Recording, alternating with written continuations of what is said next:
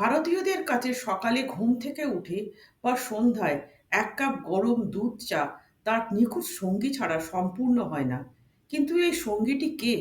অবশ্যই বিস্কুট, মারি বিস্কুট, বা বলা ভালো ব্রিটানিয়া মারি।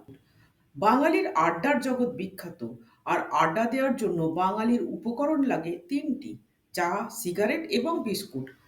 ইংরেজদের আমরা বিদায় দিয়েছি ঠিকই, তবে এক কাপ চায়ের সঙ্গে খাঁটি ইংরেজ মারি আজও বাঙালির প্রতিদিনের সঙ্গী।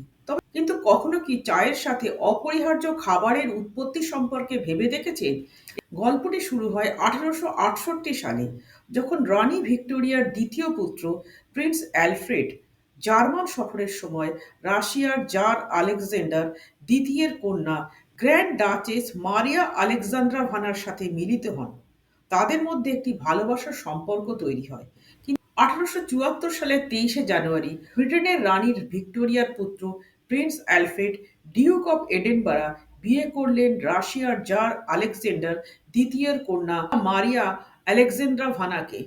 এই রাজকীয় মিলনকে স্মরণীয় করে রাখতে 1857 সালে প্রতিষ্ঠিত লন্ডনের একটি বিখ্যাত bakery, London bakery Peek Freans, একটি বিশেষ খাবার তৈরি করে, মারিয়া বিস্কুট। মারিয়া ছিল একটি ছোট, মিষ্টি এবং গোলাকার বিস্কুট। এমনভাবেই নববিবাহিত ডাচেস মারিয়ার সম্মানে জন্ম নিল অনন্য মারি বিস্কুট। মারিয়া বিস্কুট রাজকীয় উৎসের বাইরে গিয়ে মারি বিস্কুট নামে পরিচিতি লাভ করে। এহানো মারি বিস্কুট সেই ব্রিটিশদের হাত ধরে সোজা এসে ল্যান্ড করলো কলকাতার মাটিতে। কারণটা সহজ, কলকাতাই ছিল তখন ভারতবর্ষের রাজধানী। 1892 সালে 295 টাকা পুঁজি দিয়ে একটি ব্রিটিশ কোম্পানি কলকাতায় প্রথম শুরু করে তাদের ব্রিটানিয়া মারি বিস্কিটের ফ্যাক্টরি। নামের উৎপত্তি তো সহজেই অনুমেয়। ব্রিটেন থেকে হলো ব্রিটানিয়া, আর মারিয়া আলেকজান্দ্রাভানা থেকে মারি। এই থেকে বাঙালির সঙ্গে রয়ে গেল রাশিয়ান মেম সাহেবের নামে নামাঙ্কিত ব্রিটানিয়া মারি।